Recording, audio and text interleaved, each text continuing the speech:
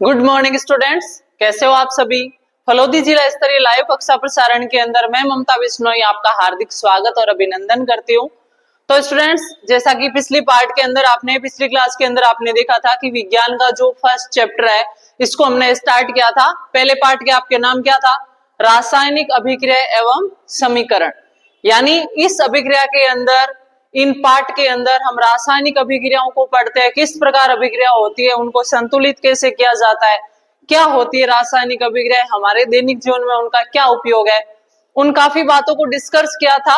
आज का जो हमारी क्लास है वो है आपके सेकंड पार्ट, यानी जो 10वीं क्लास के विज्ञान का जो पहला पार्ट है आपके रासायनिक अभिक्रिया एवं समीकरण, उसका जो दूसरा पार्ट है वो आज मैं पढ़ाना शुरू कर रही हूँ। तो उससे पहले क्या है कि जो पिछली क्लास के अंदर हमने पढ़ा था उसको एक बार हम रिवाइज कर देते हैं। यानी पिछले पार्ट के अंदर हमने इस फर्स्ट चैप्टर को स्टार्ट किया था, रासायनिक अभिक्रिया एवं समीकरण। और इसके अंदर देखिए स्टूडेंट्स, एक बार फिर बताना चाहती हूँ कि अगर आप पढ़ रहे हो, मेरी क्लास को ले रहे हो, तो आपको साथ में अपनी बुक को खोल के रखना है। 10वीं क्लास की विज्ञान पुस्तक को आपको खोल कर रखना है। साथ में जो जो मैं अंडरलाइन करवा रही हूँ, जो जो इंपॉर्टेंट पॉइंट बता रही हूँ, उनको आपको साथ में अंडरलाइन करते जाना है। जो भी डाउट है आप कमेंट बॉक्स में जाकर कमेंट कर सकते हो, तो नेक्स्ट क्लास के अंदर मैं आपके वो डाउट है वो सॉल्व कर दूंगी, ठीक है। तो देखिए पिछली क्लास के अंदर हमने रासायनिक अभिक्रिया समीकरण वाले चैप्टर को स्टार्ट किया था।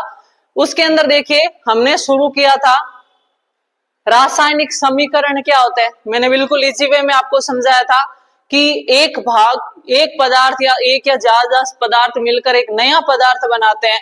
जो भाग मिलकर बनाते हैं उनको हम क्या बोलते हैं? क्रिया कारक या अभिकारक। और अभिक्रिया होने के बाद जो नया पदार्थ बनता है उसे हम क्या बोलते हैं? उत्पाद बोलते हैं, ठीक है। तो देखिए रासायनिक समीकरण क्या है, इसके बारे में हमने डिस्कस किया था। फिर हमने देखा था रासायनिक समीकरणों को कैसे लिखा जाता है। मैंने बिल्कुल समझाया था कि जो तीर का निशान होता है इसके बाईं तरफ हम लिखते हैं वो पदार्थ कहलाते हैं अभिकारक या क्रियाकारक, और इसके जो दाईं तरफ लिखते हैं वो क्या कहलाते हैं? उत्पाद कहलाते हैं। उसके बाद हमने देखा था कि रासायनिक समीकरण का महत्व क्या है, हमारे दैनिक जीवन में क्या काम आता है। हम जो भी दवाइयां बनाते हैं, जो भी रासायनिक चीजें, रसायन हमारे जीवन में काम आते हैं, उन सब का निर्माण रासायनिक अभिक्रियाओं के द्वारा ही होता है। कुछ लाभदायक भी है, कुछ नुकसानदायक भी है। तो इस प्रकार हमारे जीवन में कुछ ना कुछ प्रकार से ये इफेक्ट करता है। अब देखिए रासायनिक अभिक्रियाओं के अंदर हम संतुलित करने के लिए हम प्रोसेस पढ़ रहे थे कि रासायनिक अभिक्रिया को संतुलित करना है तो हमें किस किस प्रकार प्रोसेस को है वो फॉलो करना है। तो रासायनिक अभिक्रिया इसको संतुलित कैसे करते हैं, संतुलित करने के लिए हम कुछ चरणों को पढ़ रहे थे। सबसे पहले चरण को हमने देखा था कि किस प्रकार हमें रासायनिक समीकरण को संतुलित करने के लिए प्रत्येक सूत्र के चारों ओर एक हमने चौकोर डिब्बा बना दिया था। फिर उनके अंदर क्रिया कारकों और उत्पादों की संख्या को लिख दिया था। फिर हमें क्रिया कारक और उत्पादों में से जो ज्यादा संख्या में, सबसे पहले उसकी संख्या को संतुलित करना था। सबसे ज्यादा संख्या वाले परमाणु को संतुलित करने के बाद जो भी कम संख्या में थे उनमें से आप किसी को भी संतुलित कर सकते हो। तो ये सारे प्रोसेस पढ़ के हमने अभिक्रिया को संतुलित किया था। देखिए यहां तक हमने पिछली क्लास के अंदर पढ़ा था, जो आपके पेज नंबर 5 है, वहां तक हमने पढ़ लिया था कि किस प्रकार रासायनिक अभिक्रिया को संतुलित करना है, कैसे इसको पढ़ना है। उसके बाद जो आज हम स्टार्ट करेंगे वो करेंगे भौतिक अवस्थाओं के संकेत लिखना। इसको हम कैसे लिखेंगे, देखिए मैं आपको समझाती हूं। जैसे मैंने दो अभिकारक लिख दिए A प्लस बी, और इससे क्या बन गया? A B. अब देखिए यहां पर मैंने सीधे ए और बी अभिकारक लिख दिया, उससे उत्पाद बन गया। क्या आपको इससे पता चल रहा है कि ये किस अवस्था में? ठोस है, द्रव है, गैस है, किस अवस्था में? ये सब ज्ञान करवाना क्या कहलाता है? भौतिक अवस्था। अब देखिए इनके नीचे शॉर्ट रूप में लिखा जाता है। जैसे ठोस अवस्था होती है, ठोस को इंग्लिश में क्या बोलते हैं? सॉलिड। क्या बोलते हैं? सॉलिड। तो अगर कोई क्रिया कारक या उत्पाद ठोस अवस्था में होगा तो आपको उसके कोष्टक में क्या लिखा हुआ दिखेगा? एस। क्या लिखा हुआ दिखेगा? एस। अगर कोई पदार्थ द्रव अवस्था में, द्रव अवस्था को इंग्लिश में क्या बोलते हैं? लिक्विड, तो इसके कोष्टक में आपको क्या लिखा हुआ होगा? एल लिखा हुआ दिखेगा। और यदि कोई पदार्थ गैस अवस्था में, गैस को हिंदी और इंग्लिश दोनों में गैस बोलते हैं, तो इसको हम जैसे लिख देंगे क्या, गैस, यानी स्मॉल लेटर में लिखना है, कैपिटल लेटर में नहीं लिखना है। ऐसा नहीं है कि सॉलिड और लिक्विड बनने से ये भी गैस ही बना, नहीं, मैंने आपको समझाने के लिए लिखा है कि तीनों अवस्थाओं को हम किस प्रकार लिखते हैं। कोई भी क्रियाकारक उत्पाद अगर ठोस अवस्था में है तो उसके नीचे कोष्टक में छोटे एस से प्रदर्शित किया जाता है। अगर कोई क्रियाकारक या उत्पाद द्रव अवस्था में है तो उसको स्मॉल एल से प्रदर्शित किया जाता है, यानी लिक्विड। और अगर कोई पदार्थ है वो गैस अवस्था में है, तो पदार्थ अगर गैस अवस्था में है तो इसको हम कैसे लिखेंगे, स्मॉल जी के रूप में। यानी ठोस अवस्था में है तो स्मॉल एस, गैस अवस्था द्रव अवस्था में है तो स्मॉल एल, और ठोस अवस्था में गैस अवस्था में है तो स्मॉल जी। यानी ये किसी क्रियाकारक या उत्पाद को भौतिक अवस्था को दर्शाने के लिए इसके क्या है, प्रतीक चिन्ह है। अब देखिए मैं बताती हूँ आपको वापस। देखिए आपके जो 7वां चरण है इसमें लिखा हुआ है भौतिक अवस्थाओं के संकेत लिखना। इसमें क्या लिखा हुआ है, देखिए आपको दिखाई दे रहा है 3Fe, यानी 3 लोहे या आयरन के अणु है। आपको पता है कि लोहा किस अवस्था में होता है, ठोस अवस्था में होता है।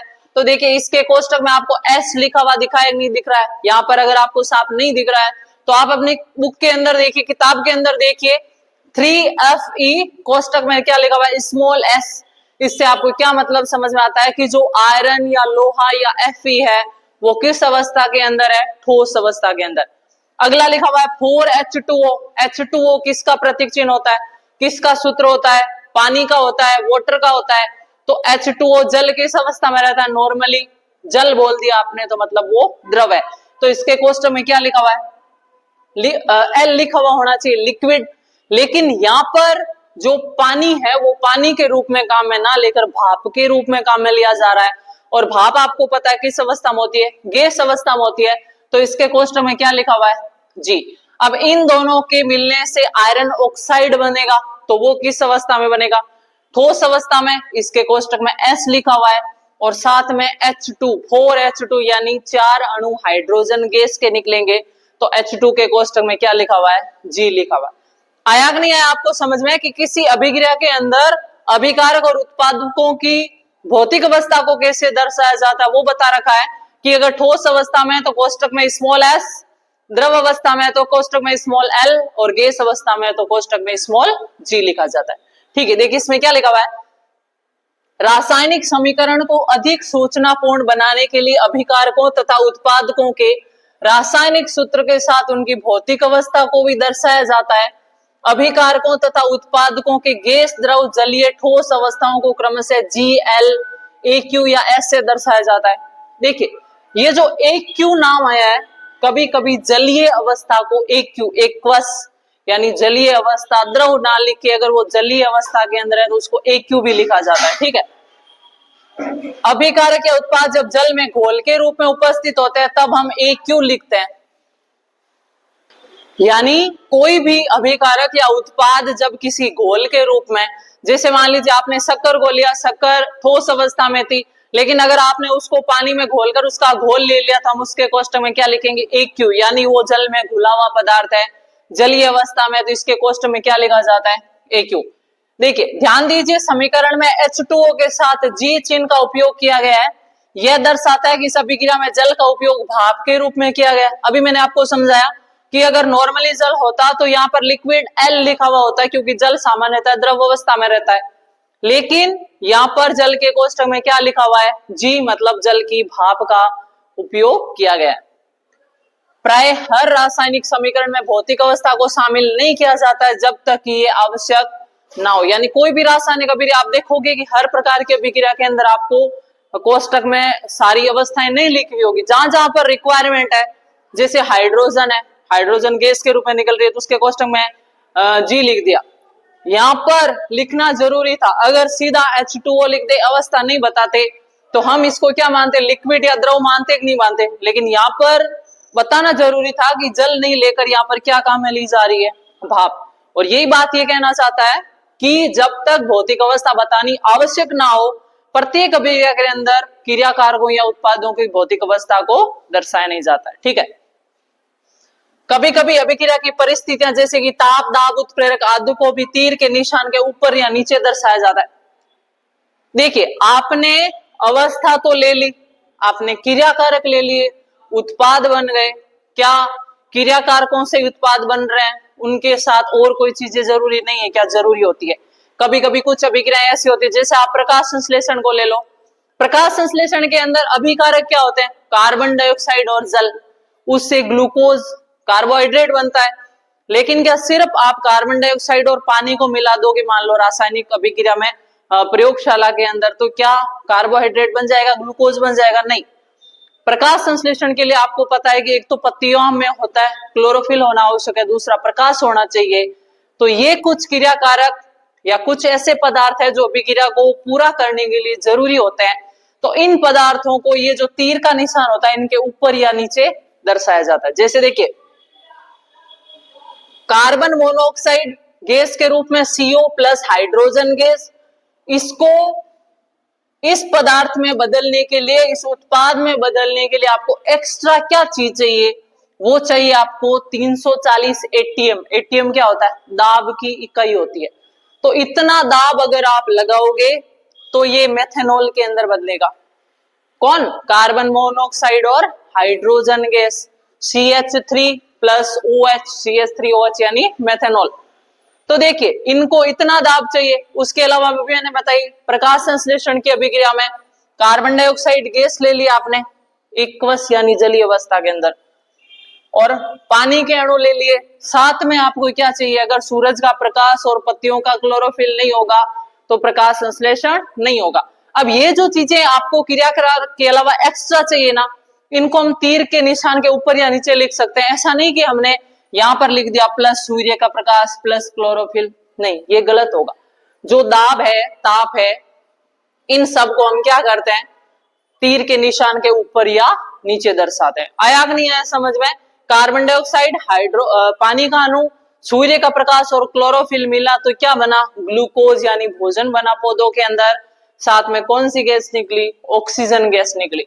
इसलिए बोलते हैं कि पौधों का प्रकाश संश्लेषण हमारे लिए काम का है, क्योंकि वो कौन सी गैस देता है हमें? ऑक्सीजन गैस दे रहा। ठीक है, आए ना आपको यहां तक अभिक्रिया समझ में? अब देखिए अगला जो पार्ट आता है वो आता है रासायनिक अभिक्रियाओं के प्रकार। अभी तक हमने क्या पढ़ा? रासायनिक अभिक्रिया क्या होती है, किस प्रकार होती है, रासायनिक अभिक्रिया को कैसे संतुलित किया जाता है, उनको भौतिक अवस्था में दर्शाने के लिए किस प्रकार प्रकट करते हैं, इन सब को हमने डिस्कस कर दिया। एक बार फिर बोल रही हूँ बच्चों आपसे, अगर इनसे रिलेटेड आपको कोई भी डाउट है तो आप कमेंट में जाके लिख देना। यानी अभी तक मैंने पिछले पार्ट के अंदर और इस पार्ट में यहां तक जितना भी समझाया, अगर आपको इसमें कोई भी डाउट है तो बिल्कुल आप कमेंट कर दीजिए कि मैडम ये पार्ट हमें समझ में नहीं आया, तो मैं नेक्स्ट क्लास के अंदर आपका डाउट है वो क्लियर करने की कोशिश करूंगी। ठीक है, अब हम स्टार्ट करते हैं रासायनिक अभिक्रियाओं के प्रकार। यानी रासायनिक अभिक्रिया कैसे होती है, दर्शाया कैसे जाता है, संतुलित कैसे किया जाता है, वो तो सब हमने पढ़ लिया। अब हम पढ़ेंगे कि रासायनिक अभिक्रिया कितने प्रकार की होती है। तो इनको समझाती हूं मैं आपको।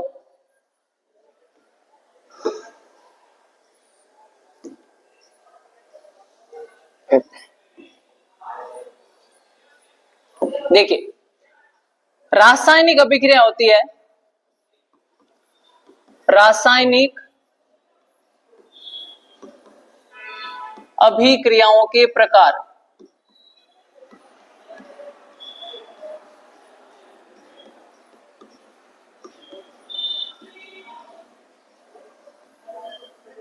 देखिए मोटे मोटे रूप में आपके सिलेबस में दिया हुआ एक तो होती है संयोजन अभिक्रिया, संयोजन अभिक्रिया,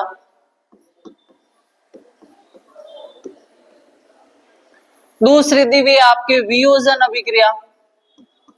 क्या दी हुई है? वियोजन अभिक्रिया।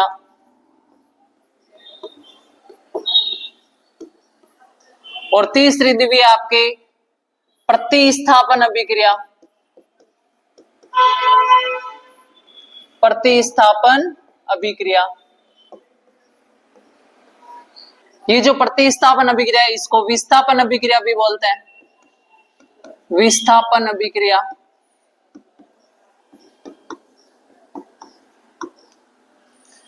चौथी है आपके द्विविस्थापन अभिक्रिया, द्विविस्थापन अभिक्रिया। और पांचवें प्रकार की दो अभिक्रिया आएगी, एक तो आएगी ऑक्सीकरण और एक आएगी अपचयन। ऑक्सीकरण तथा अपचयन अभिक्रिया। देखिए स्टूडेंट्स, ये जो पांच प्रकार की अभिक्रिया है बहुत ज्यादा इंपॉर्टेंट है कि क्या क्या होता है। एक बार मैं मोटे रूप में आपको समझा रही हूं। संयोजन अभिक्रिया, संयोजन का मतलब है जोड़ना। जैसे आपने A प्लस बी को जोड़ दिया और क्या बन गया, ए बी। संयोजन वाग नहीं हुआ ए और बी का, जुड़े कि नहीं जुड़े, तो योगज अभिक्रिया संयोजन अभिक्रिया एक ही चीज होती है। यानी जिसमें दो अभिकारक जुड़कर, दो या दो से अधिक अभिकारक जुड़कर एक नया उत्पाद बना दे, उसे हम क्या बोलेंगे, संयोजन अभिक्रिया। अगली आती है वियोजन अभिक्रिया। संयोजन का बिल्कुल उल्टा, आपको ए भी दे दिया और ए बी को तोड़कर आप क्या बना दो, ए प्लस बी। वियोजन हुआ कि नहीं हुआ, वापस बिखरे कि नहीं बिखरे, ऐसी अभिक्रिया क्या कहलाती है, वियोजन अभिक्रिया। देखिए एक तापमान की दृष्टि से दो अभिक्रिया आती है, एक तो ऊष्मा शोषी और एक ऊष्मा सेपी। ऊष्मा शोषी का मतलब है कि ऐसी अभिक्रिया जिनको करने के लिए हमें बाहर से ऊष्मा देनी पड़े, ताकत देनी पड़े, तो ऐसी अभिक्रिया को ऊष्मा शोषी यानी जो ऊष्मा को सोखती है। दूसरी होती है ऊष्मा सेपी, ऐसी अभिक्रिया जो ऊष्मा गर्मी वापस बाहर निकालती है, ऐसी अभिक्रिया को हम क्या बोलेंगे, ऊष्मा सेपी। तो देखिए इनमें से संयोजन अभिक्रिया और वियोजन अभिक्रिया, इनके अंदर हमें वियोजन करने के लिए किसी चीज को तोड़ने के लिए ऊष्मा देनी पड़ेगी, तो ये होती है ऊष्मा शोषी और ये होती है ऊष्मा सेपी। इसको हम आगे डिस्कस करेंगे। फिर आती है प्रतिस्थापन अभिक्रिया या विस्थापन अभिक्रिया। जैसे देखिए ए बी प्लस सी था, इसमें क्या हुआ, सी आकर ए से चिपक गया और बी को हटा दिया, तो क्या बन गया, ए सी प्लस बी। एक पदार्थ ने या एक अभिकारक ने दूसरे अभिकारक के किसी अणु को, परमाणु को हटाकर खुद उसकी जगह चिपक गया, तो वो क्या कहलाएगा, विस्थापन अभिक्रिया। द्विविस्थापन यानी जब दो अणु एक दूसरे से अलग हो जाए, A B plus C D था, इसमें क्या होगा, A C plus B D. दोनों ही अणु अलग अलग वे कि नहीं वे। आगे बड़े एग्जाम्पल से मैं समझाने की बजाय मैं चाहती हूँ कि एक बार आप छोटे छोटे एग्जाम्पल से, छोटे छोटे बच्चे हो तो छोटे छोटे एग्जाम्पल से सीखोगे तो आपको बड़ी अभिक्रियाएं से डर नहीं लगेगा, आराम से समझ पाओगे। अगली है ऑक्सीकरण तथा अपचयन। शुरू में मैंने बताया था मैग्नीशियम फित्ते का जलना, उस टाइम मैंने बताया था कि अगर ऑक्सीजन गैस किसी भी अभिकारक के साथ जुड़ जाए तो उसका ऑक्सीकरण होता है। ऑक्सीजन आग लगाने वाली गैस होती है, मेनली दहन जलने वाली अभिक्रिया कैसी होती है, ऑक्सीकरण। और इसका उल्टा, अगर ऑक्सीजन निकल जाए, हाइड्रोजन जुड़ जाए, तो वो अभिक्रिया कैसी कहलाती है, अपचयन। तो इसके अंदर हमने मोटे मोटे रूप से 5 प्रकार की अभिक्रियाओं को पढ़ेंगे, संयोजन अभिक्रिया, वियोजन अभिक्रिया, प्रतिस्थापन अभिक्रिया, द्विविस्थापन अभिक्रिया और ऑक्सीकरण तथा अपचयन।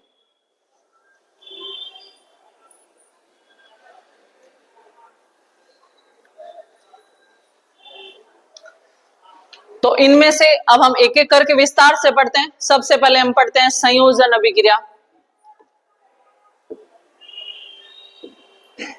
देखिए संयोजन अभिक्रिया क्या होती है, जैसे आपको एग्जांपल दिख रहा है यहां पर, कैल्शियम ऑक्साइड जल के साथ तीव्रता से अभिक्रिया करके बुझे हुए चूने का निर्माण करके अधिक मात्रा में ऊष्मा उत्पन्न करता है। अभी मैंने आपको क्या बताया था कि संयोजन अभिक्रिया ऊष्मा को क्या करती है, उत्सर्जित करती है, यानी ऊष्मा सेपी अभिक्रिया होती है। आपको ध्यान रखना है, अगर ऊष्मा उत्पाद के साथ लिखी हुई है मतलब ऊष्मा वापस बाहर निकल रही है, तो ऐसी अभिक्रिया क्या कहलाएगी, ऊष्मा सेपी। अगर ऊष्मा को इधर क्रिया कारक के साथ लिखा हुआ है, मतलब अभिक्रिया कराने के लिए हमें ऊष्मा अभिक्रिया में देनी पड़ रही है, मतलब वो ऊष्मा को शोषित कर रही है, सोख रही है, तो ऐसी अभिक्रिया को हम क्या बोलेंगे, ऊष्मा शोषी। यानी बिखरने वाली ऊष्मा लेगी और जुड़ने वाली ऊष्मा निकालेगी। तो देखिए इसके अंदर कैल्शियम ऑक्साइड CaO किस अवस्था में, ठोस अवस्था में, जल की अवस्था में, यानी ये लिक्विड लिखा हुआ है। इससे क्या बनेगा, कैल्शियम हाइड्रोक्साइड। और इस कैल्शियम हाइड्रोक्साइड का नाम क्या है? बुझा हुआ चूना, अंडरलाइन कर लेना। बुझा हुआ चूने का सूत्र है कैल्शियम हाइड्रोक्साइड। एक होता है बिना बुझा हुआ चूना, कैल्शियम ऑक्साइड। बुझा हुआ चूना, कैल्शियम हाइड्रोक्साइड। मैंने बताया था ऑक्सीजन आग लगाने वाली गैस है, अगर केवल ऑक्सीजन है कैल्शियम के साथ मतलब वो बुझा हुआ चूना नहीं है, बिना बुझा हुआ चूना है। और हाइड्रोक्साइड यानी पानी का अणु आ रहा है साथ में, तो वो क्या है? बुझा हुआ चूना। फॉर्मूला इंपॉर्टेंट है, आपको अभी नहीं पता चलेगा, अगर आगे आप जाओगे कहीं भी कंपटीशन एग्जाम का आप दोगे तब आपको क्वेश्चन पूछा जाएगा बुझे हुए चूने का सूत्र है, बिना बुझे हुए चूने का सूत्र है, तब आपका दिमाग घूम जाएगा। लेकिन ये जो बिल्कुल जनरल साइंस सामान्य विज्ञान आती है यही आपके 9th-10th की बुक में से आती है, ठीक है। तो आपको ध्यान रखना है, इसको अंडरलाइन कर लो। बुझा हुआ चूना किसको बोलेंगे? कैल्शियम हाइड्रोक्साइड को। और कैल्शियम हाइड्रोक्साइड बुझे हुए चूने का निर्माण किससे होगा? बिना बुझे हुए चूने से, और साथ में आप क्या मिला दोगे? पानी का अणु। देखो ये फॉर्मूला भी आपको याद रखना है, बिना बुझा हुआ चूना कैल्शियम ऑक्साइड और बुझा हुआ चूना कैल्शियम हाइड्रोक्साइड। बुझा हुआ, बिना बुझा हुआ चूना था, इसमें अगर आपने पानी डाल दिया तो ये बुझ गया, तो ये क्या बन गया? Calcium hydroxide. साथ में क्या निकली? उष्मा। घर में मकान बनाते हैं तो चूने को भिगोते हुए देखा होगा आपने। चूने को भिगाते हैं तो पहले वो चूना क्या होता है? ज्वलनशील प्रवृत्ति का होता है, कैल्शियम ऑक्साइड होता है। लेकिन जैसे ही उसमें आप पानी डालते हो तो भाप निकलती है कि नहीं निकलती है? उष्मा निकलती है कि नहीं निकलती है? इतनी तीव्र उष्मा होती है कि उससे जल सकता है इंसान। तो साथ में क्या निकली? उष्मा निकली नहीं निकली? जब उसने पानी डाल दिया उसमें से उष्मा निकल गई, फिर वो चूना धीरे धीरे शांत होगा कि नहीं होगा? उससे जलन हो नहीं होगी ना, तो वो चूना कैसा बन गया? बुझा हुआ चूना। यही दैनिक विज्ञान है जो हमारे काम आ रही है। घरों के अंदर मकान बना रहे हैं तो चूने को लाकर पहले पानी डालकर भिगोया जाता है कि नहीं जाता है, ताकि उसकी ज्वलनशील प्रवृत्ति कम हो जाए। जैसे उसके आप देखना पानी डालोगे तो तेज उष्मा निकलेगी, दूर हट जाते हैं कि कहीं कोई जल ना जाए, और 2-3 दिन में फिर वो बुलबुले निकलते रहते हैं, उष्मा निकलती रहती है, फिर वो चूना शांत हो जाता है, यानी कैसा बन जाता है? बुझा हुआ चूना। इस अभिक्रिया में कैल्शियम ऑक्साइड तथा जल मिलकर एकल उत्पाद कैल्शियम हाइड्रोक्साइड बनाते हैं। ऐसी अभिक्रिया जिसमें 2 या 2 से अधिक अभिकारक मिलकर एकल उत्पाद का निर्माण करते हैं उसे क्या बोलते हैं? संयोजन अभिक्रिया। अभी क्या बोला मैंने? A+B मिला तो क्या बन गया? AB बना। और उसी प्रकार इसने बोला है कि जब 2 या 2 से अधिक अभिकारक मिलकर केवल एक उत्पाद बनाए, सभी को जोड़कर अगर एक ही उत्पाद बने तो वो अभिक्रिया क्या कहलाती है? संयोजन अभिक्रिया कहलाती है।